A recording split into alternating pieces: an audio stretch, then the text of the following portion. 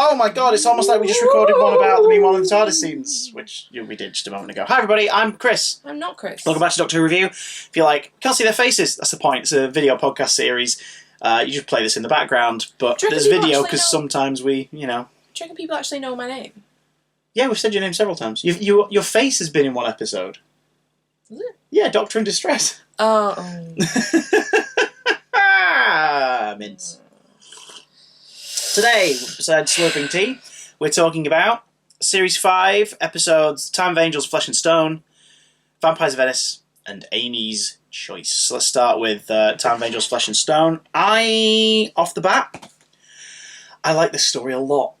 I really like this story because it does something that only sort of one other horror franchise has managed to do before to the same degree. Albeit here in smaller scale because it's TV and whatnot. Yeah. But like, Blink is a near perfect piece of television. Yeah. It's a really cool episode of Doctor Who, but it's more importantly, it's a really cool episode of TV. Yeah. It's untouchable. It has a scary monster that the more you pick it apart, the more you kind of ruin it if you're going to go forward. So stop repeating them. But if you are going to do them again, you change the genre. Yeah, make it different. Now you change the genre of the story. Yeah. You add new things to their mythology that doesn't break what we already knew. And you up the stakes, but still, keep it as a contained story. Can I just say I'm a pescatarian? Please don't talk about that. What, upping stakes? Does that work? Does that work for you, viewer? Meat jokes. Meat jokes. Mince. It basically, Time of Angels and Flesh and Stone is Aliens to Blink's Alien.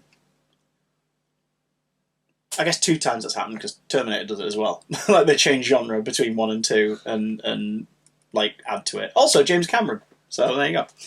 So everything you just said. Basically, James Cameron secretly created this story. I guess. God, no way. And now he's off to film Avatar 73. Are we ever getting that? Yeah, number 2 is apparently nearing the end of its post-production. Number 2, but they're also making 3 and 4 at the same time. And it'll come out in 2030. We'll all be dead.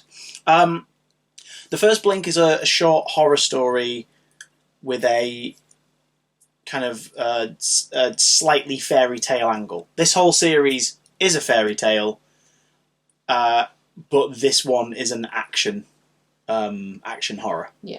Like Alien and Aliens. Alien is a horror. Aliens is an action horror. Mm-hmm. The stakes are different because the angels, this group of them, do want to spread out throughout the universe and basically devour as many people as possible. So the stakes are higher, but we're at the point where it can be stopped and contained in this one place. Yeah.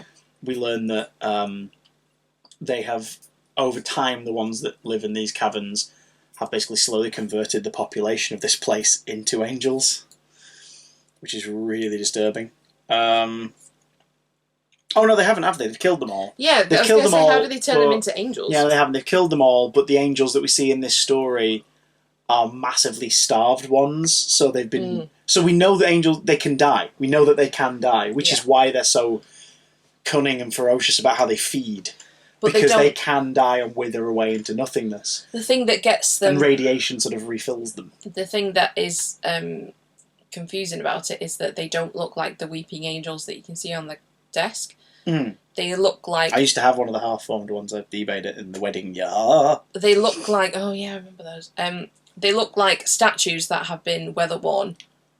Like, beaten down, really, really, really old. Which is... This episode...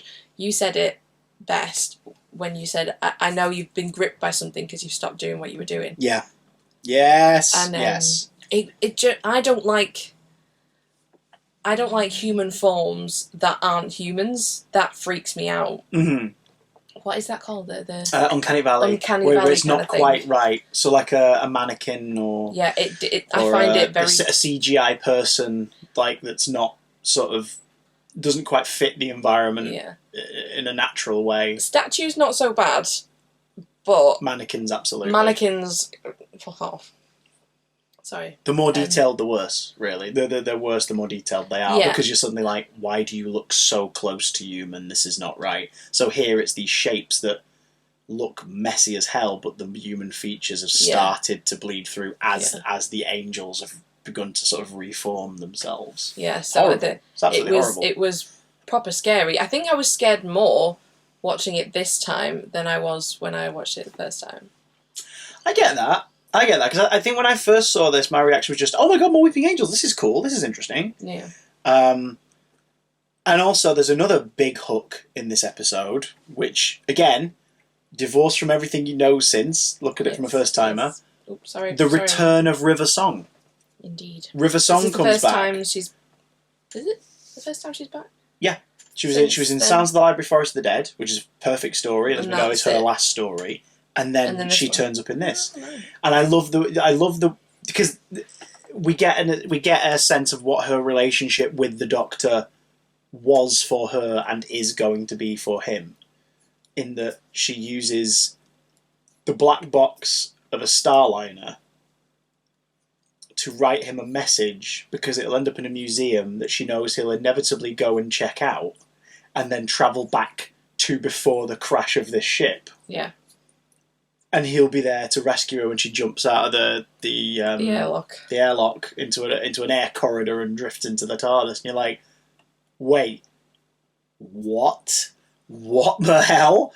Like, that is very peak Stephen Moffat, and it's a very interesting idea. Sorry, I keep knocking into him. Like, it's a very, very cool idea. Like how would you do a spy thriller if one of the characters was a time traveller? Yeah. Like, it's pretty damn solid as an opening to the episode. You're like, what the hell? I love how we get some very on the nose suggestions of what her relationship with him is like in terms of where they are. Like, she's piloting the TARDIS because in her timeline she knows them roughly how to pilot the damn thing. Mm-hmm. She also knows how to park it without it making the noise, because it turns out, and this is a Moffatism and it's mostly a throwaway joke, but like, if it annoys you that it's canon, fine. If it doesn't, fine. Honestly, it doesn't annoy me. I think it's a fun joke. I think they're quite funny, actually. Where she's like, we've landed. No, we haven't. It hasn't made the, He goes like, it's because you leave the brakes on. It's not supposed to make that noise. It's not supposed to make that noise, because you leave the brakes on. He's like, I like the noise. it's like, wait, that's why the TARDIS makes that sound? Because the brakes are on? That's kind of hilarious.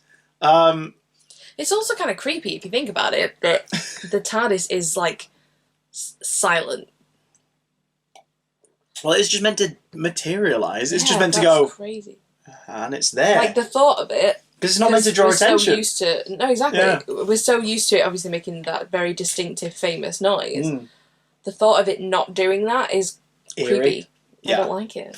Then how would companions know when you're there? Then also there's like the more subtle stuff that shows that this is very much like her life in her, his future. Like the fact she gets into the TARDIS after they've been grabbed, after she's been pulled into the thing. Yeah. And then first thing she does is take her shoes off and hang them on the monitor on the console, and just casually pilot pilot, and you're like, yeah, this is someone who's at home. Yeah. Like, that's mad. Like, it's absolutely mad. Alex Kingston's really good in this. She is. She's really good in this. And I think River's role in this is great, because what they do is the Doctor, they sort of treat it ambiguously that he may or may not have sought her out or tried to meet her since we last saw her. Yeah. He doesn't treat it as like, this is my second time meeting her. He treats it as like, we always bump into each other in the wrong order. Yeah, yeah. So there's an implication that maybe off screen he's gone looking for some information and possibly bumped into her. Yeah. But they set up the fact that they will never meet unless extreme planning is part of it. They will never meet in order. Ever. Which is still a fun concept and later on will become a massive headache, but right now it's a really fun idea. Yeah. And I love that he's just intrigued by the mystery of it, but he still kind of is keeping her at arm's length. The sense of familiarity. It's an interesting notion, because knowing what we know they are very close. Like, stupid close. As hinted in her first story when she whispers something to him and he's like, at the end he's like, but you said my name.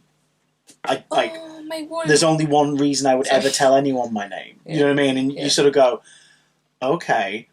And you can see that even though they've not had that shared experience yet, he's warming to her. he's keeping her at arm's length a little bit because he's like, yep, this is probably dangerous. Right, we've come here, pond, we need to leave. Let's go. We've dropped her off. I'm not a taxi service. Let's go. Mm-hmm. But he's still kind of a bit intrigued by her. And there's that natural rapport, even though these two have not met yet in this state to us. Yeah. There's a chemistry already. And it makes you wonder, like, how much of that is just based on them knowing that each other is an important person in the other one's life at some point, and it's just kind of through osmosis. It's played very well by Kingston and Smith. Basically, they do a great job with it. And I love the fact that she's like, she knows he's going to stick around and help, because the reason why she was on the Byzantium is because they were keeping something in like the storage it's been swapped between private collectors for years, but it's a dangerous living specimen. And it's when she says, like, there's a monster in the belly of the ship, whatever, and he stops, and it's like, yeah, he's going to stick around now and try to figure out what's going on. Because we land, the Byzantium crashes on the planet. Alpharva Matraxis. And they essentially arrive there. It's a place the Doctor's been to before. Everyone there's lovely. They've got two heads. Isn't it wonderful? But it seems like they've either arrived on the very outskirts of one of the cities, or, as we learn later, no, they've arrived like way later in the place's history, and everyone's been time murdered. Dude. Long time ago. So that's disturbing, because that means at some point these weeping angels descended on Matraxis, got into this beautiful city, like within the caves and the tunnels and everything, and we're like, right, let's start eating. Like, that is really disturbing. It's a buffet. Yeah, so we've got that. Oh god, what else? Anything you want to bring up? Any highlight stuff you want to focus on? Ian Glenn is the cleric, is the main cleric. He's really good. Love a bit of Ian Glenn. Love a bit of Ian Glenn in the morning. Ooh, Father Octavian. The clerics. Space Marines. Aliens. The fact that it's the Colonial Marines, but they're a religious order. Religious, yeah. And this is religion. Like, it makes a point of saying, like, yeah, it's religion. Like, this is their church. Yeah, it's weird. So this is what it is now. It's like, wait, what? I think it's bloody militarised. But but they seem to be doing, like, noble work. They're not, like, gung-ho. They're going there because they know that there are people who might need to be rescued. And it's like, that's kind of brilliant. It's sort of like kick-ass missionaries, essentially. I am famously not a huge fan of River Song, because she's very, the sexy, promiscuous, eyebrow-raising, spoilers, sweetie. Cannot stand that. I genuinely can't stand it. But in this, she was more, this is dangerous, we need to sort this out, the Doctor's here to help. She's perfectly sat between the two extremes of her personality in this story. Yeah. Like, she is still a sexually confident, massive flirt, but the situation is way more important than that. Like, the situation is there's no time to tit around. Yeah. Say words. Sorry. I'm an old lady in an old lady's body. Doesn't make any sense. Exactly. Sorry, actually, that makes perfect sense. An old lady would be in an old lady's exactly, body. but I'm only 30. 31 when this goes out. Oh my god. Disturbing. I am an old lady. I can't go up any further because of the... No, I'm moving your leg because you're at a weird angle and you're going to fall. I'm at a weird angle. I knew you were going to bloody do that. But you like Alex Kingston in this, and you like the measurements. Yeah. It's not Alex Kingston at all. It's the way that Moffat writes her. Which is very Moffat, which I cannot stand. But in this, I was very pleasantly surprised. Obviously, the first 10 minutes is like, cringe for me, personally. Yeah. I don't know. So I was pleasantly surprised. Here was the perfect Lara Croftian balance for the character. Yeah. And another part of that too is down to the fact that she's having to be on her best behaviour. Yeah. Because Father Octavian, we've learned that she's called in the clerics not because she's like, I think they can help with it. Because obviously she's staged this. She knows that there's something in the bowels of the ship. She's got suspicions it's a weeping angel, and they want to get to it before it causes any damage or hurts people. the ship crashes. We then learn that this was all part of the Angels' plan in the first place. It wanted to crash the ship because the leaking radiation from the engine of the Byzantium is the thing that its people trapped in was it Metraxis? Yeah, Metraxis, Alpha Metraxis. That radiation's what they need to rejuvenate themselves, and then they're going to use the ship and piss off into the universe and start like time-consuming people. Because they set that up in this as well. That's still what they do. But in this story, while they're not at full strength, their mode of defence, outside of turning to stone when observed, is just snapping necks. Yeah. They're just snapping necks left, right and centre because they just need to get all the clerics dead so they can rejuvenate and then leave. So the Angels are sort of... They're backed into a corner, but it's if you like backed a T-Rex into a corner. Like, the chances are you're still going to be the one who dies in this situation, even if you have temporarily got it going, oh bugger, what am I doing? Yeah. So she didn't call in the clerics because she's like, they're the guys to deal with it. She called in the clerics because they were already on the lookout. They used her as a resource to figure it out and used her skills. Because she is on loan from the Storm Cage facility, the correctional facility, the prison ship that she is currently locked up on for the murder. And this phrasing is really well chosen considering later in the Matt Smith era, the murder of a good man. And it's like, okay, that's her. And the doctor sort of goes like, so who did you kill? And she goes, spoilers, like, I can't tell you. Now's not the time. Yeah. But it's so obvious, isn't it? It's Yeah. like, oh my god, does she kill him? Oh Does she God. kill him? A good man. And again, that is a seed that's planted here, and we don't get to see the fruit it bears till next series. But it doesn't drag everything down here. It's just a little note that makes you go, it keeps her mysterious. Which is good, because she should still be sort of mysterious. The more you learn about River Song, the less interesting the character becomes by definitely. nature. Yeah. So you either have to tell very small, brief stories with her and absolutely stick the landing, or you just eke it out in a way where it becomes more and more like every time you meet her has to have a twist to keep it interesting. At this point, it's not dull. At this point, it's really interesting. Mm-hmm. I like the cleric's look, the sort of desert camo military stuff. I love the designs of the Angels, both rejuvenated and decrepit. Why does this one have stripes on her back? So I had another one like that was. It's meant to be like. It's actually run over. It's meant to be the ones that are sort of coming back from being scarred up and thingy. I had another one like that, but it's funny you should point that one out. Do you know which angel that is? She grabs his jacket. Do you know which angel it is? That figure had a name on the box. Oh really? That's Angel Bob.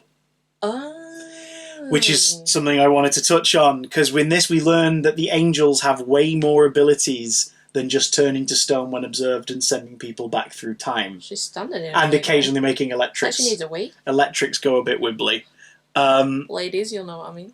Oh my god. So, this is Angel Bob. Angel Bob came with this jacket, and also the thing the Doctor's currently holding. Came with the... You see it? Oh my god. Yeah. Can you see it? Stop! My god, these videos are like 40 hours long. Stop it. So see the communicator, yeah? Yeah. That came with this angel. Yeah. That was an accessory that came with this, because that's Angel Bob. We learn that the angels can sort of take part of your brain and use it to deliver speech. Like the last bit of your consciousness. It's like the last bit of Soldier Bob's consciousness and like his cerebral cortex or whatever, and one of them has got it, or has like absorbed it or whatever, and they're using the voice and memories of Bob to talk through the communicator. Well, that's what they do with the previous soldiers, isn't it? That's how they lure the other soldiers. Yeah, so you've got to them. come see this. You've got to come see that. Yeah, but they use Bob. Oh God, I love this. So, yes, they're a predator. Yes, they are doing what they need to do to survive. But they're obviously very clever. They're very cunning and they're very nasty. We know that from Blink, because there are 4 that stay in a haunted old house because they know that every now and again some curious bugger's going to come and have a look, and they can just take them, and then they've feasted and they're happy, and no one knows any different. In this, one of them plans to crash a spaceship so that the radiation can rejuvenate them all. Like, it knows what it's doing. And it makes you wonder, how the hell did that angel get away? Or do they have some kind of like hive mind or something, so it knows, oh, there's a load of my mates on that planet, so I'm going to make this happen, or, how long is the long game? But we also learn that they like being absolute bastards. That's why they pick the voice of Bob. That's why they pick him. Because the Doctor talked to Bob and reassured him that his fear would keep him alive. Mm-hmm. And his fear is what killed him. And that's the thing, isn't it? They said the angels wanted you to know, because they talk to him as though it's Bob talking. It's like, the angels wanted you to know, sir, that I died afraid. You said my fear would keep me alive, but I died frightened, sir. They said it was very important that you know that, sir. Oh, and it's just like, ooh, they're just trying to rile him up. Yeah. They're just trying to rile him up. That is, that lad, I should probably talk to you about this off camera, but I'll mention it briefly. His surname is Atkins, and he's the older brother of someone we went to school with. So, there you go. No way! Yeah, there you go. What the hell? So, I was going to point out at the time, but I thought it'd be a bit distracting. Anyway. Oh God, we have a 6 degrees of Kevin Bacon with Angel Bob. I went to primary school with that guy. Yeah. It was either his brother or like his cousin, but like they are related. Family member. Because I remember the time him talking about it on Facebook. And What's he doing these days? I don't know. It's nothing to do with these guys. Okay. But yeah, he's dead now. Well, Angel Bob is. I feel bad God. if he is. Yeah, let's stop. Sorry. So we learn that the angels can tamper with electronics and all that good stuff. Don't move the chair any further backwards. Sorry, my God. I'm sorry. I'm very uncomfortable. We know that the angels can tamper with electronics to screw with people, and we know that. Keep still. There you go. Avoid the table if you can. Hold on one sec. There you go. Does that help a little? I feel like I'm falling. Do you want to switch chairs? No. Okay. Is that better? Yeah. Okay. What have you knocked over behind you? Oh, Jesus. Yeah, I'm going to have to move that. Oh, God. Tell them what else the angels can do. These bloody videos. Tell them what else the angels can do, damn it. What do you mean? The image of an angel, that which contains the image of an angel itself can become an angel. Yeah, so they, as a security measure, they've kept a camera on this angel. Well, no. So it's constantly being watched. No. Oh, that was when it was in the Yeah, when the it was in the ship, but then obviously the ship crashed. Mm-hmm. All they've got is a video clip. It's like a 4 seconds, loop. Yeah. And it's on in this kind of like base, little base hub thing they've set up. Mm-hmm. And it's on a constant loop, and the Doctor and River and all the clerics are all, doing their thing and trying to sort everything out. So Amy's just a bit like, anybody need me? Anybody? No? Okay, I'll go in here and have a look. And she's watching the angel, and then she mills about a bit, and she turns back, and the angel's moved. But you can see in her face she's kind of thinking, that's just in my head. It's probably not moved. And then she turns around again, and it's moved again. On the same 4 second loop of footage. Yeah, and she's looking at it like, what? And she's trying to figure out what's going on, and the door closes to this little without her realising. Without her realising. Yeah. And God, that's so well done. The angel, who directed this? Because it's an image of an angel, has now become an angel. Yeah, which we learned through that book that the peoples there kept, because the Doctor notices there are no pictures of the angels, like all this detail about what the people have learned of them as they've been like slowly spreading throughout this colony, but there's no pictures of them, and that's weird. And that's when he sort of pieces it together with another bit of information that, like, oh my God, yeah, if you create one in some way, take a photograph, do an illustration, a painting, whatever, it becomes one. It becomes one. Presumably in the presence of them. It's that whole thing of it like spreading and them growing to a degree. Because like we know the angel that's in that screen isn't the one that was in the ship. That's out in the colony like doing its thing. But the CCTV footage of it is now turning into one. This is directed by Adam Smith. well bloody done, Adam. It's a damn good looking story, and it bolts along at a pace, but it's still quiet and eerie in certain places where it needs to be. The Angel has like deadlocked this little hub, so the Doctor and River can't get in it. River tries to burn a hole in the door, but it's not making any difference. It's not even hot. Yeah. And Amy is a genius. She manages to pause it because it's manifesting now into like in the room. Looks like a hologram.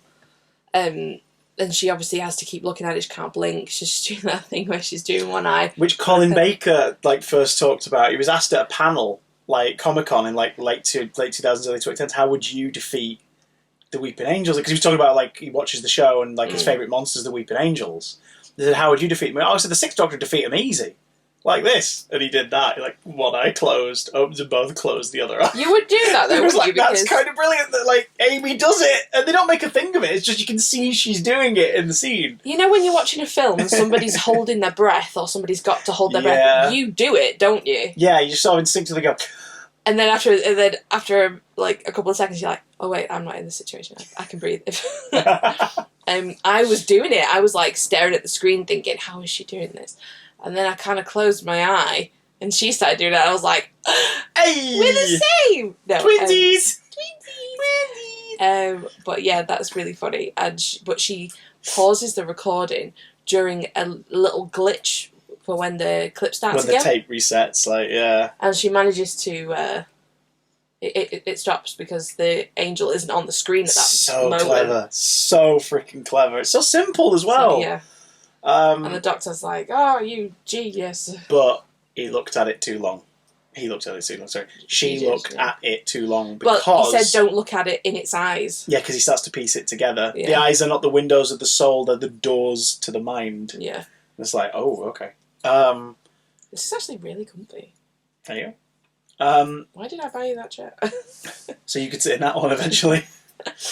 So yeah, that a Weeping Angel has imprinted itself in Amy's memory, basically. The same thing, the same sort of I can't remember what it's called now. I'm not a scientist, but the idea of if you stare at something long enough and then you turn away, it's kind of still in your vision a little bit. Usually with lights and things like that, or certain patterns. It kind of imprints on your retina for a second. And the more it exerts control over her, because it starts to affect her brain in subtle ways, the more it asserts control over her, the longer it's going to be there.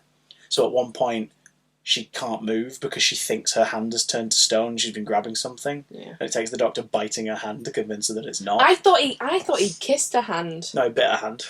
That's really funny. She's like, "You bit me," and he's like, "And you're free. Come on, let's go." And it's like, "Yeah, good point."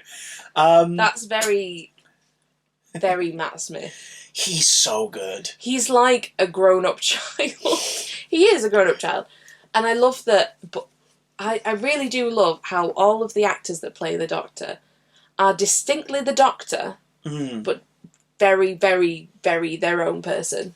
I think the way they all do it. I stand by what I've said. Eccleston's my favourite. Pertwee a very close second, but I think, and this isn't to say anything less of anyone else. I think Smith is the best actor to have played the part. I think he's excellent. It's something about his instincts as a performer. It's just they're so. It's almost like he goes into autopilot and it just kind of happens. Yeah. And it's wonderful, but you know there is some decision behind it, because when you see him in interviews, he's a very different kind of guy. There's elements of the Doctor in him. Yeah. But when he gets excited about things. Yeah, it's sort of I don't know. I can watch him and I can watch Tom in a story that I think is terrible and still find them really entertaining. And it's something that Smith does phenomenally well. I will stand by what I've said. I don't think there's been a bad Doctor. No, I don't think there's been a bad Doctor. Peter Davison. Oh, Paddy's my favourite, hands down. We're really getting off on a tangent, so we're going to have to wrap this story up. But,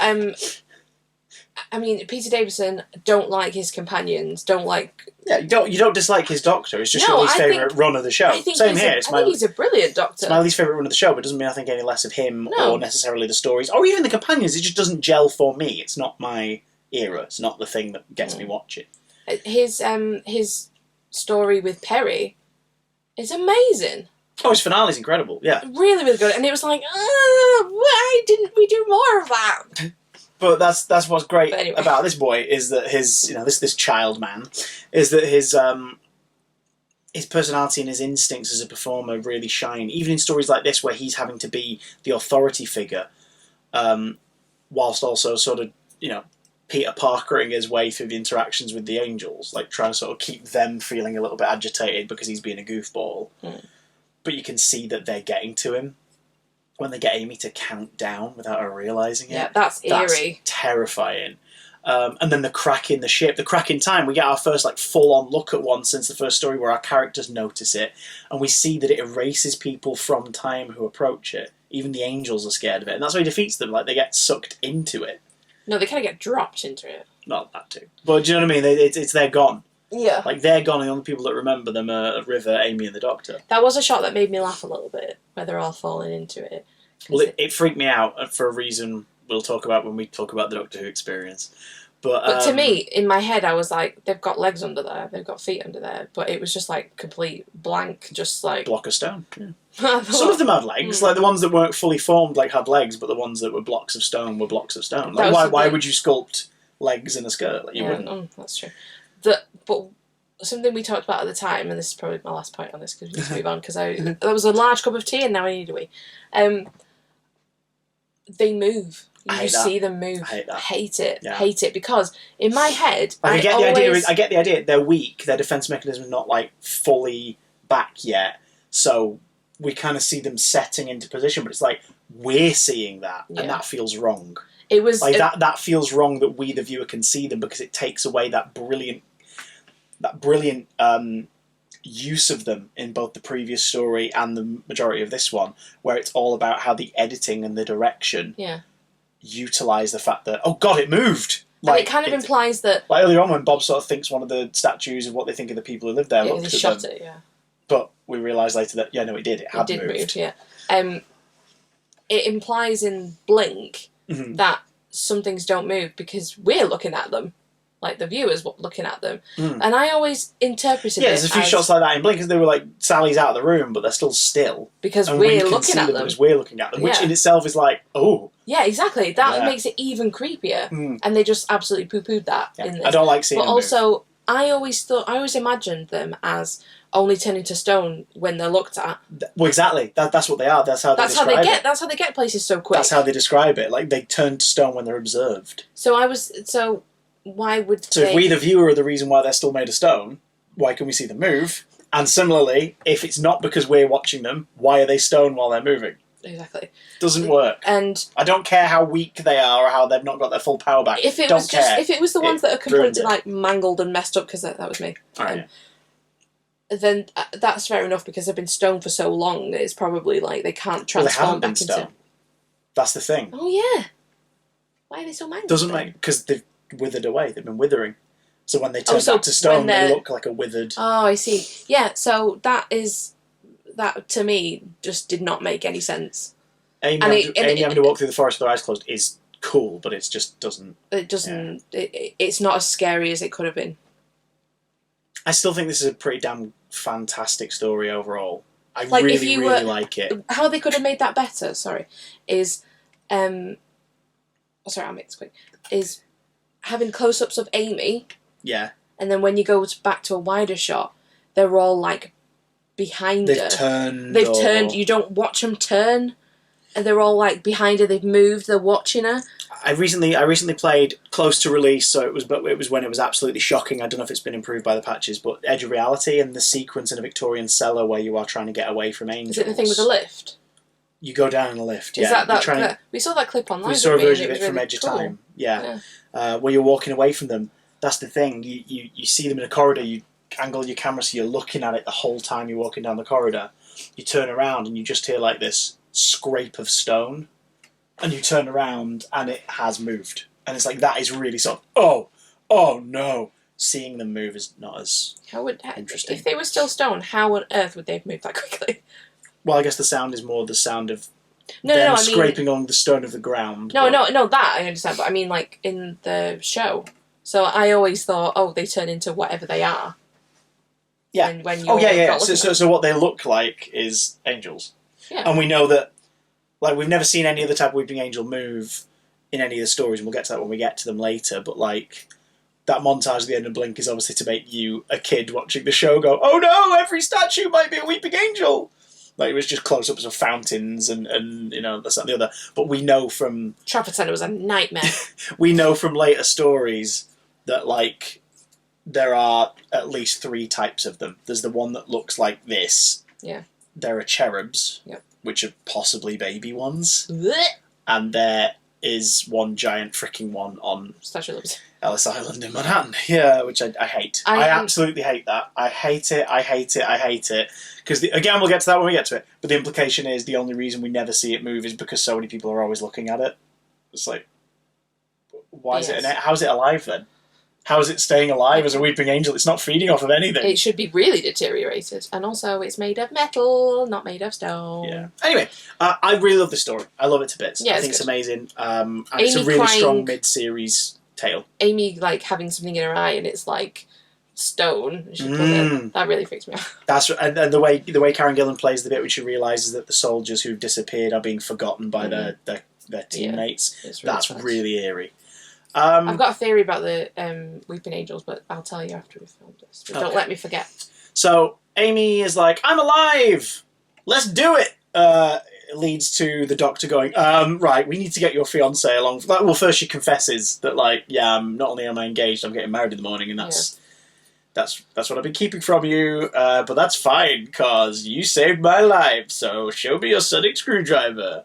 And he's like, yeah, this is not healthy. In your childhood room. I am going to find your husband-to-be and bring him along, because, as is explained at the start of Vampires of Venice, you went through a massively terrifying, life-changing situation. You nearly died, like, minutes ago. You feel incredibly grateful for being alive. You're having that massive rush, and you want to show, like, how incredibly, like, full of, you know, life and thankfulness and everything that you are, and I just happened to be there, and that's not right. So we're going to take you with your new lust for life, with your husband-to-be, and I'm going to take you somewhere romantic, and you guys are going to have basically like a pre-wedding honeymoon in a different time. Which is a great idea, because it's him going, no, but it's also sort of ignoring the idea that, yeah, it's partially that, and partially the fact she's been dreaming about him since the age of 8. Do you know what I mean? It's like it's not just like life affirming. It's no, there's something really deeply creepy about all of this, and it's no one's fault. Like, it's not the doctor's fault. It's not Amy's fault. It's just creepy. So I like that Rory's brought in, because Arthur Darvill adds a brilliant extra layer to the dimensions of this TARDIS team and this cast. It sort of makes you realise that Amy is a very controlling individual. Yeah. Not nasty, but she's definitely so in charge she forgets that the other guy is a human being and has feelings too. Yeah. Well, I think we discussed it last time that she's not. She's just not. She's a good person. She's rose flawed. She's believably flawed. Yeah. As a human being who is we tried to figure out, didn't we? Amy's probably in her early 20s. Yeah. So, like, she is a flawed human being who is still growing into an adult brain and adult behaviours and everything, and she's had a very tough upbringing because she's been essentially judged by psychiatrists and neighbours and other kids for her whole life. So she's now, she feels affirmed. She's like, no, I was right. I'm invincible, mother truckers. Like, let's go. And you know, it's what's wonderful is this and the next story affirm that no, she does actually really deeply care for Rory. She just seemed to forget about it for a few days while the universe went, hi, welcome to the rest of the universe, come and see it. So there's a believable flawed nature to her that yes, she's making bad decisions, but it's like Rose in series 1 and 2. She's making bad decisions, but she's also a kid. When you're that age, like, she's a kid. Give her time. You're still trying to figure out how being an adult works, and you're still kind of being influenced by outside influences. Expectations upon you. And, And you're battling with the, I want to have fun, but I have responsibilities. So going through all of this... How do you think a kissogram files their self-assessment? They don't, because she was a stripper. How do you think a stripper files their self-assessment? Well, they wouldn't, would they? Because I guess they'd be employed by an employer. So... Yeah. So does she have like a pimp? No, oh my God. They don't have pimps. What are you talking about? I'm being facetious, but mostly because I was going to say, does Ledworth have a pimp? Anyway, I just like the idea of a tiny town having a pimp. So her being influenced in this way at such a young age, it's going to confuse her. It's going to make her a bit crazy, a bit mental. I mean, I was influenced a bit when you were living in London and we were living the high life for a bit. Oh God, yeah, we had like a decent income. So we part of it is like I worked in a bar. You had a decent. No, but like but it's that whole thing of like, oh, we're invincible. Let's go. Like let's go on this night out. Let's go on this holiday. Yeah, but it does lead to a romantic or attempted romantic trip for these two in where? Venice. Filmed in Croatia. Oh, really? Yeah. A lot of this was filmed out of the UK. I guess, to be honest, you can't really... Well, I'm still in that mind frame of, it's set in Italy. It must be filmed in Italy. If you were going to try and film in Venice, you would get no peace because it's tiny. Yeah. And there's... People work there and people live there. I think Croatia makes a damn good stand-in. Like, it works. I want to go to Croatia because... And my sister and her fiance absolutely love it. We have to give it a try. Yeah. Right. Come on, we're going to deviate too much. So we learn about the school of the Calvieris, where it's like they take people in. They take girls in. Girls in, and the idea is they're going to be high educated, which means they get better jobs, and that's the whole point. So Guido hands over his daughter Isabella. Guido, played by Lucian Mazzamati, and Alicia Bailey as Isabella. They're handed over to the House Calvieri, which is led by Rosanna Calvieri, played by the late, great Helen McCrory. Oh. And Francesco, her son, played by Alex Price, to... You called him Francesca yesterday. I thought it was Francesca. Because I thought it was like, what about Francesca? And I'm like... That's an Italian name. Who's he talking about? That's an Italian name for male or female. Oh, you mean Francesco? Oh, God. Okay. But, who plays the part with, the right amount of creepiness, I think. It's the right amount of creepiness. Although he just kind of feels like a more contemporary villain despite the setting. Then again, you realise that these guys aren't from this time period. Mm. They've managed to get back to this time period to save him. But yeah, so you've seen the episode if you're watching this. So, he always says that when we're running out of time. Sorry about the waffle. It's a vampire school. They're taking the girls and they're turning them into vampires because then they want to hook them up with the boy vampires that are all living in the rivers and the whatnot. In the canals of Venice. Because they're not vampires. You love vampires. You love vampire horror and stuff. I do. I also love Venice. How does this match up? It stinks. I think it's for a kids program. I think it's a pretty good take on a vampire. And the fact that Amy and the Doctor get really excited because it's vampires. Yeah, and Rory's just like, Rory's like, we're in the past. It's like I'm still grasping with that part. What is happening? Why am I your eunuch? What is going on? That's really funny. Yeah. The psychic paper gets its first proper out in this series, and Amy and the Doctor are touring royals. Yeah, and Rory's their eunuch. No! What purpose would a eunuch have, do you think? Is it like a servant for Toby Whithouse to make a joke about the fact that he's basically testicleless in this situation, even though he's meant to be feeling like he's been taken on a romantic trip.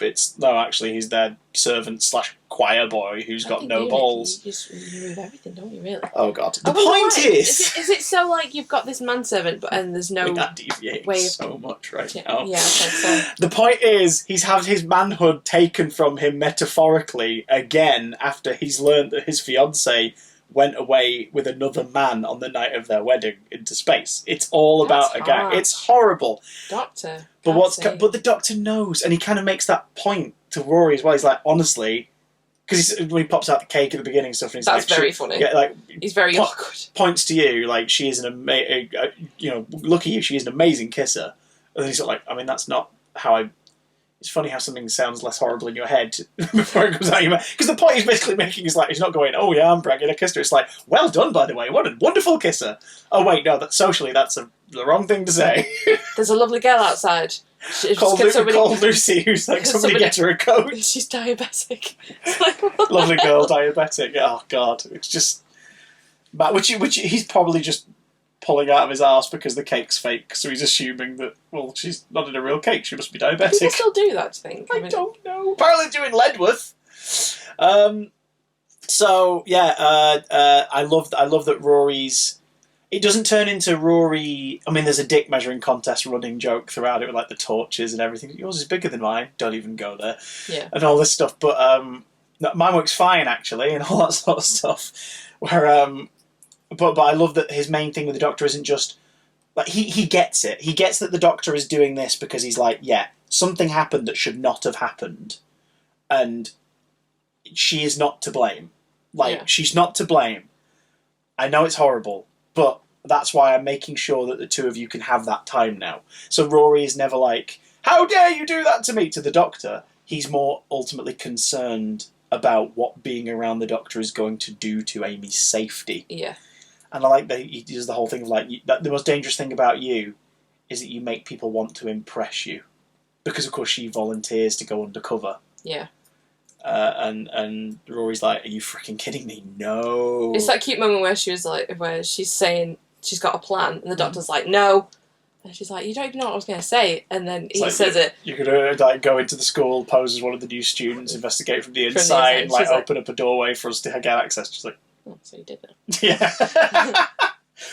Toby Whithouse does a great job writing every character in this. Yeah. Like, the scenes between Amy, Rory, Guido and the Doctor are fantastic. Yeah. Especially the brainstorming one. Oh, where he's just like clumping over their mouths. And like, that's so good. And talking about where they are and what's there, and Rory's just sat there. And it turns out that Rory's sat on gunpowder because this guy is like, he like steals it from his job. Yeah, it's like other people steal like paper clips and staplers. Yeah. And Rory's just like, oh my god, it subtly just moves. It's really funny. I love the whole, like, you have very noisy neighbours upstairs, no one lives upstairs. I knew you were going to say that. Didn't you know he was going to say that when the Calvieri girls like arrive? It's very fun. It's very fun. This is a freaking romp. Like, it's so, aside from obviously the deeper relationship stuff and the loss of a daughter and all this stuff, like, and the weight of the stuff that the Saturnines are going through, because that is fantastic. The reveal of what's really happening. They're not vampires. They're aliens, and they're suddenly really excited. He's like, "You're right, now that's more my speed, whatever it is." And he's like, "Okay, let's go," because he suddenly knows he can piece it together. He's got more of an in now. Yeah. But I love the idea that when he thinks it is vampires, he's so excited because that's different. Yeah. Like, that's new. It's like, no, it isn't. Your people fought them for millions of years in the Dark Ages. But okay, fair enough, whatever. Their castle was a rocket. It bloody was. Well remembered. Thank you. Do you remember the name of the story? No. State of Vampires. Oh dear. The point is... State of Adric. Hiding in the TARDIS when he wasn't asked to. Oh my god, but you remember there was Adric's second story? I love you. So, right. It's been a long... Guys, it's been like a year and a half since we were at that point in the marathon. I am so bad at remembering things, but when it's things that I enjoy. That's very true. I'm just going to check the memory card for a second. We're still recording, aren't we? Yes, good, thank God, but we needed to hurry up. So, Vampires of Venice, very cool. Like it. Oh my God. Enjoy it. Next story is... Helen McCrory as Rosanna Calvieri, as the Lady Calvieri, does an incredible job. There's a couple... Again, the idea... Like calamari. The idea of... Oh my God. That's funny. The idea that... As we were saying, that Smith is sort of like this... Caviar and calamari. Oh my God. Is that how they came up with the name, do you think? Caviar and calamari? Calvieri, maybe. The fact that the Doctor... Genius. Oh my God. The fact that the Doctor... We were talking about how he's sort of very childish, very sort of giddy and silly, but there's this sort of suave, sexually charged undercurrent to this incarnation. Yeah, definitely. The scenes between them two, which are basically just like the the Bond and Bond villain facing off in a polite conversation scenes. Yeah. There is so much sexual tension in these two sequences. Like, oh, we're the last of both of our species. Let's get it on. Well, no, she's like, I'm not the last. Like, all my sons are out there. The daughters didn't survive the trip, and we're creating daughters for my sons so we can start again. It's really creepy. And you realise the plan is basically they're going to sink Venice. They're going to crumble it into the water. But only Venice. Only Venice, but even so, that's still obviously hundreds of thousands of people dying, so, you know. But that's her justification. It's like, we're not taking over the world, we're just taking over Venice. And they're just like, yeah, you're still going to kill people, you idiot. So, like, I'm not behind this. But then she makes a really good point that he's killed her. Yeah, well, in their second thing, she sort of suggests, like, all the blood on his hands, and it sort of hints that maybe she's implying that, like, oh, you must have been the one who ended the time. How does it feel to Saturnine, whenever you're alien, yes. Gallifrey, I think it says Gallifrey. And she says, yeah, you should be in a museum. So it's like, is she implying she sort of figured it out, like, you're the last guy standing. Well, at the end, like, she you says, can't judge me for doing this. At the end, she says, how does it feel to have wiped out three have a third species on your conscience? Yeah.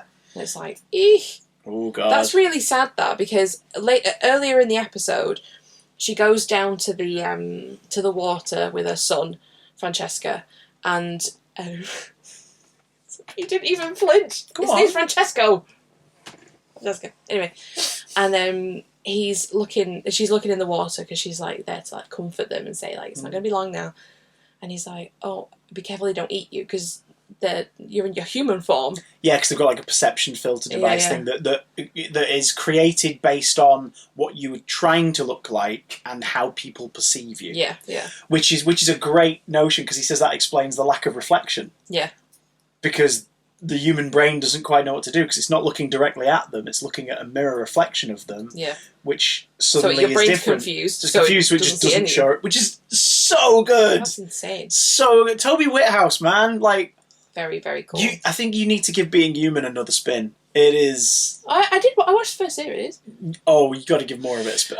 But anyway, so at the end when so she's good. like devastated that all the girls are dead, her son's dead. Yeah. She takes off of her like all of her formal wear and stuff because the thing's broken as well, so it's not turning back. So she can't console them. Yeah. So she realizes this is it. She tries to help them in the last way that she can, and she throws herself into the water and basically gives they them eat her because they think she's slightly longer life because they get to eat. Because she's in her human form, so the kids in there don't realise that it's her and eat her, and it's like, oh, that's so dark. I love that their life cycle thing does mirror aspects of like the vampire narrative. Go on, Minnie. The vampire narrative. I caught you. In that, like, that it's sort of in traditional vampire fiction, they bite you to drink you and drain your blood, but if they want to turn you into a vampire, they then feed you some of theirs. No, they take your blood out and put theirs in. That's what it was. Those tubes. No, I mean in vampire fiction. Oh, sorry. Like that's the idea, isn't it? It's like if they want to turn you and not just eat you. Be careful. They want to turn you and not just eat you. I'm there and everywhere. If they want to turn you and not just eat you, then they drain you a little bit and then they replace some of your blood with theirs. Yeah. Whereas here, of course, they take that to the extreme. They drain you almost completely, or gradually over the course of several kind of like sessions, and they replace it with some of their blood. So it's the vampire logic, but more medical. Yeah. Because that's the thing, isn't it, about Isabella, that she's not turned yet. No. The process has started. They've been doing it to her already, but she's not quite there yet, which is why they sacrifice her to make a point. I love that bit with Smith where he's giving Calvieri a chance. And then he sort of says, like, what happened to Isabella? And she's like, who? And he's like, oh, Isabella, like, the girl that you took in. She's like, oh, an example had to be made. Like, she's been fed to the whatever. And it's not the fact that she was killed that upsets him. It's the fact she didn't even know her name. Yeah. She didn't know who Isabella was. Because she was just thinking of it as, this is a means to an end. Like, there was no... It was to him, it was confirmation that you have no remorse. Yeah. Like, what you are doing is to save your people, but you are doing it thinking of the people you're replacing as nothing. Like, you don't understand the weight of what you're doing to save your people. You don't care. You don't care, yeah. He plays rage, quiet rage, so well. We could just spend 5 hours talking about how good he is in every single episode, so we'll move on. But these two have a lot of nice comedy to play off of each other in it. I like the saturnine design, like what they look like. They're really creepy. Yeah. Like part fish, part insect. Yeah, they're really horrible. I like the way the fangs translate. I do like the fact that the daughters, because they are essentially being primed in a way, they're all kind of default. Yeah. And they're all talking in unison. So they're basically just brides of Dracula. Yeah. Like the way it's done, they're the brides of Dracula. I must say, the actresses that play the daughters are absolutely stunning. And like backcombing has never been backcombing and hairspray has never been utilised in such a powerful way in all of Doctor Who's history. Because they all have huge bonnets. Yeah. Very creepy, very beautiful. Very cool. Like they use the fangs well. Yeah, they do. They use the fangs well, because again, I like the fact they're not straight up vampire teeth. They're more like Count Orlok Nosferatu kind of fangs. And when they're at the door or the window or something, and the Doctor's there, he shines the thing and it just screws with the filter for a moment. Yeah, it was a vampire fish from outer space who never looked quite so buxom. It's like, what the hell? But we also get a key piece of information that the Calvieris, the Saturnines, they fled from the Silence. Silence was encompassing their world and others around it, and they fled before they became nothing. Yeah. So you, as a viewer at this point, are piecing together that, is that something to do with the crack in time, like erasing things from time? Because she says there were cracks, like some small at first, others as large as spread out across the sky. So we're now getting the sense of what the arc is. Like, the crack is an arc, and it's not just following Amy around. Like, it's everywhere. These guys are just stumbling into it occasionally. I like Vampires of Venice a lot. Me too. Do you know what else I really like a lot? Go on. And I know it's not a huge favourite for everybody. Amy's Choice. Do you remember... Amy's Choice is so good! Do you remember a while ago we were talking about something and you didn't know what Sophie's Choice was? No, Sophie's Choice. I didn't know it was a film. I knew the phrase. I knew the terminology and it was a film, and you didn't know what it's it was. a real Sophie's Choice. That's what this is referring to. Yes. I can't believe you didn't know. That's great. Well, I didn't know it was a film. Honestly, I didn't know the origin of the phrase, but now I know. There you go. And again, like say here, so we've got the dream worlds of Ledworth and the TARDIS. Of course, you spend the whole episode trying to figure out which one's real and which one isn't. Only for that lovely little double twist at the end of the Doctor being like, yeah, it's all bullshit. All of this is bullshit. This is the, for those who are like, hang on, I can't quite remember which one you're talking about. This is Ponytail and the Pregnancy Bump. The slightly into the future happy ending version of things that you realise is sort of more. What's interesting is, like, one world is clearly what Rory wants. Yeah. Which is Ledworth. He's growing a ponytail because he's trying something. He's a doctor. He's quite well respected in the town. He and Amy are having a baby. They've got a house of their own. Like, they're being really coupley and lovey and everything. Even though the town's a bit dull, they've got each other. And then you've got the TARDIS, high adventure, high stakes, surprising situation. A cold star, that's not possible. Got to figure out what it is. There's a timer. Absolutely the Doctor's, like, preferred existence. And then that realisation as the story goes on that Amy kind of, like, she likes both of these. Yeah. Both of them are what she wants. Even if she's a bit like, oh no, or why would we do that? Like, both of them are part of her. Yeah. Which is why it's all down to her, because if you die in the dream world, you wake up in reality. Ask me what happens if you die in reality. What happens if you die in reality? You die, stupid. That's why it's called reality. Well, can we talk about Toby Jones? Toby Jones. Oh, Toby Jones. Oh, not Noby Jones. Toby Jones. He is fabulous. He's pretty fabulous in anything he's in. He's always good. Bless his heart, absolutely love him. But when he's like, oh, it's meant to be. It's meant. I know where you're going. Yeah. He's at one point because they keep shifting between when Amy realises it's down to her to figure it out. When he's like, great, let's separate you then. Yeah. When birds start tweeting really loud, that's when they're gonna fall asleep and wake up in the other one. Yeah. And he says that he's gonna keep Amy and they're gonna have a chat. And Rory and the Doctor are like, no, we're gonna have fun. We'll be back. Yeah. We'll be back.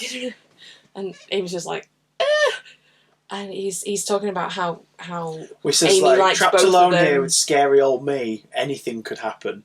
which he is says so gross. He teleports from one spot into the chair reclined, and he's suddenly basically in a very expensive, like, robe, satin shirt, open, medallion open at the chest, and it's like, but it's meant to be. I know it's meant. But then when you realise what he really is, that's extra disturbing. It is. So, again, spoilers, as always. Like, you've already seen these stories if you're watching this. This came out years ago, so don't worry, Giles. So, oh my god, so, the Dream Lord.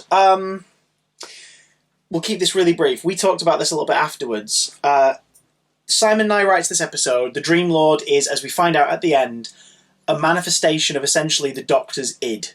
Like, it's the Doctor's, like, nastiest doubts, impulses, self-judgments. Like, it's all of the horribleness inside him, combined with Rory's insecurities and Amy's sort of, like, lack of clear direction for where she wants to be and where she wants to go. Mm-hmm. And her mixed feelings, the fact that obviously, you know, she wants to be with Rory. She made her choice. She loves him and, like, she wants to spend her life with him.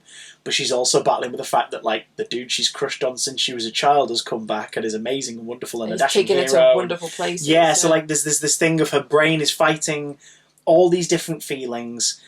Rory's, like, feeling super insecure about it all and is trying to cling to any sense of, see, this is fine, that he can. And the Doctor is clearly deeply troubled and full of self-loathing. Yeah. And is also probably a little bit like... the Doctor has no ill will or ill feelings toward Rory. He really likes him. Like at the end, it's like, you come with us, stay with us a while. At the end of Vampires of Venice, and he's just full on like, yep, fine by me, come on, let's go. Like, he's like, let's do it. Which is very cute. Which is lovely. Because it's sort of a nice reverse of what we've seen in recent years with the Mickey situation at first and everything. It's like, yeah, come on in. And it's also nice amazing. Let's go. It's also nice to have a male companion. It's nice to have a male companion. Yes, thank you. So you've got that. But you know that part of him, a little part of him, is like, you know, yep, still got it. Or like is sort of kind of flattered by the fact she finds him, you know, attractive, interesting. Like, he's a little bit like, oh, okay. So, which again exacerbates as this character develops. He's a bit more like that with more female characters going forward. But like, it's so it means that in that moment, the Dream Lord is sort of acting on that very deep-seated thing of his of like, well, maybe, like, what if? Do you know what I mean? And it's like, oh, that's, oh, because the Dream Lord is essentially the Doctor. Yeah. It's all of his darkness personified. Because the way Simon Nye writes him, though, and the way he writes how the characters talk about him or try and piece him together throughout the story. Ooh, Simon Nye, you cheeky boy. Because halfway through I was like, do you remember this one? You went, vaguely. It's been a long time since I watched it. I went, do you know who he is?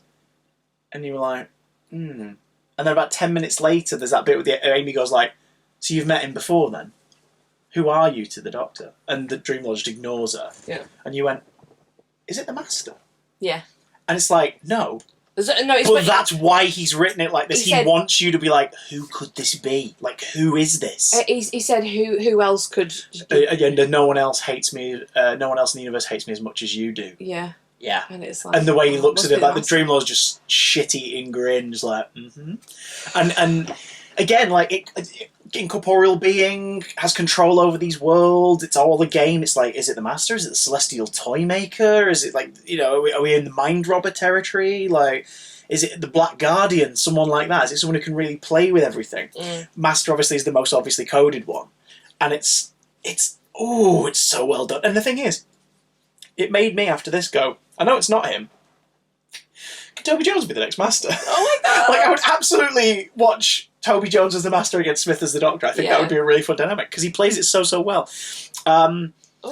There's some really clever. There's really clever directing in this. There's a few shots that play around. Because obviously, there's a couple of shots where he teleports from one spot in the shot to another. Where the way they will have done it is they get to that line, everyone holds in place, like Smith, Darville, and Gillen holding just as still as they can for a moment, while Toby repositions, and then they pick up the line. Yeah, because for that split second, they can edit that in a way where you sort of just go like, "Oh Jesus." And it's not obvious. unless someone sneezes or like scratches their arse or whatever, it'll work. Is your arse there? Yeah, but then they take advantage of that with a couple of really clever shots that make you think, wait, no, hang on, how did they do it that time? Like the bit where he talks about like the dream, this, that, or whatever. Take two realities.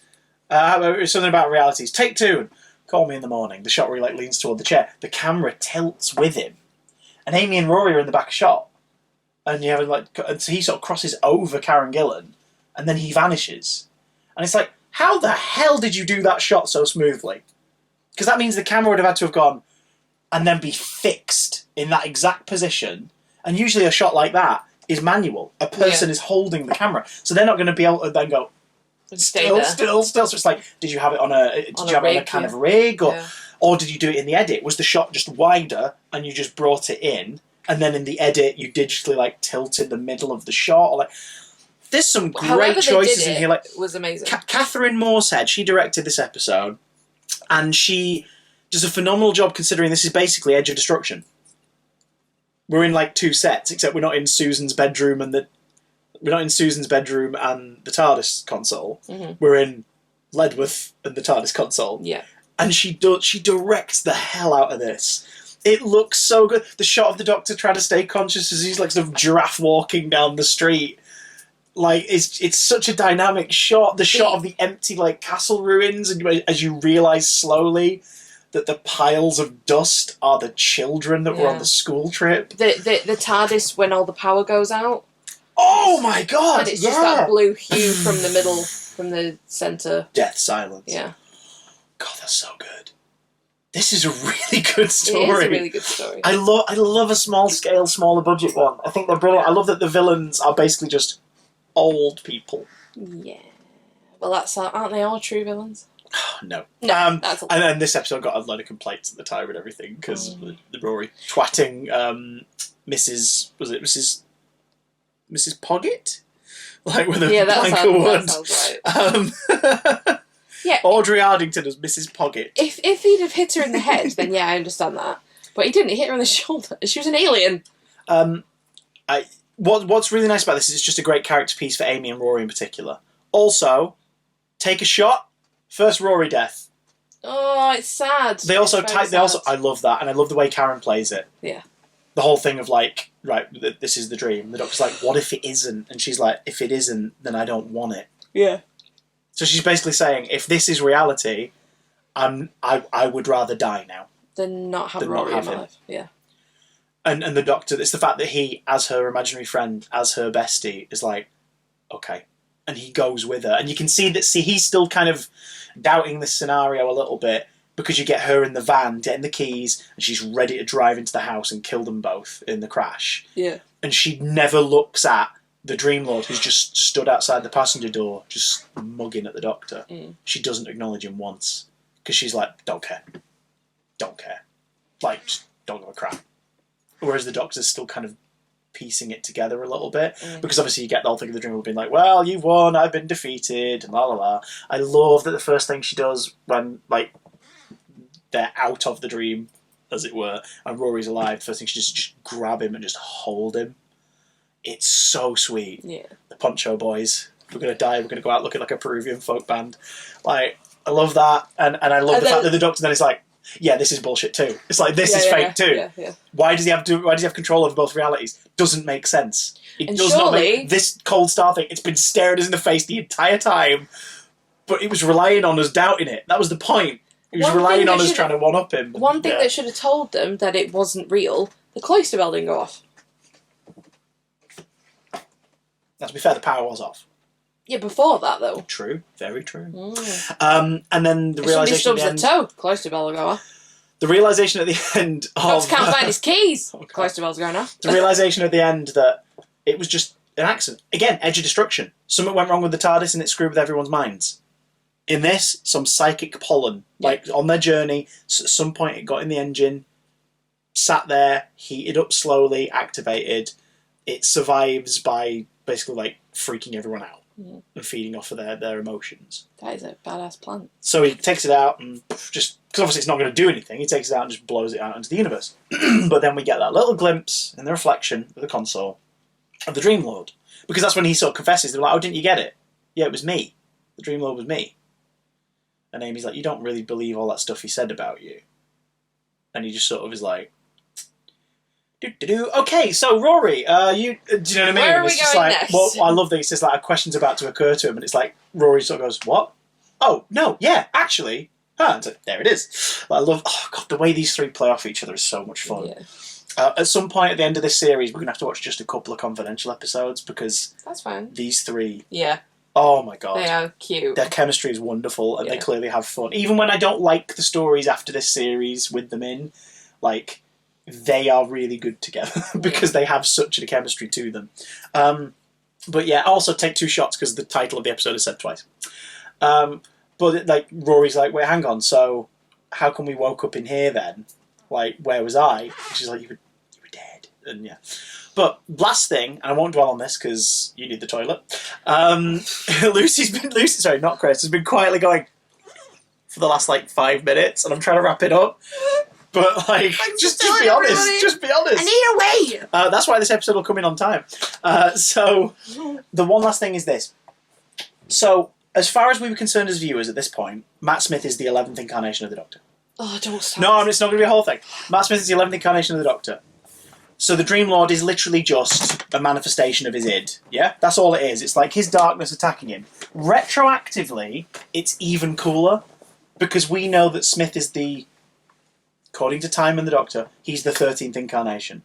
Meaning that the Valiard, Trial of a Time Lord, that evil incarnation of the Doctor, somewhere between his 12th and 13th, like a possibility of who he could be. Someone who clearly loathes him, like self-loathing personified, to the point where he's putting him on trial and trying to get him executed. Like, we never got the Valiard. Of course we didn't. But we got the Time Lord Victorious at the end of Doctor 10, who is apparently the 12th incarnation at that point. We get the Dream Lord at the start of 11's life cycle. Like, the idea that toward the end of his original regeneration cycle, the Doctor is going to try to destroy himself. Retroactively, the Dream Lord's kind of the Valiard. Yeah. And it's like, okay, that's a cool little idea. But it's not like jarring that if you've not seen it, you won't know what it Because there's is. no intention of it in this episode as presented. But if you know, like to be honest, I had no idea. I didn't clock it until you brought it up. But yeah, it's a very interesting theory. And the Time Lord Victorious books and all that stuff have tied into the idea of the 10th Doctor after Waters of Mars going overboard to try and like screw with everything, and he becomes a bit of a villain to himself, and other Doctors have to deal with it. So other writers since have played with the concept, and that's ever since Moffat established that this guy is actually the 13th body. So, you know. But anyway, it's just a theory. A Doctor Who theory. Anyway, I hate that guy. And all of his channels. But I don't know who that is. I love it. Film theory, game theory, all that shit. Anyway, I love you guys though. You're great. Thanks for watching. What do you think of these 4 episodes? Do you like them? You a fan of their work? You a fan of their dreams? Let us know in the comments down below. And until next time, you are not taking him to the bathroom with you. This is weird. Stop touching them with your pee hands!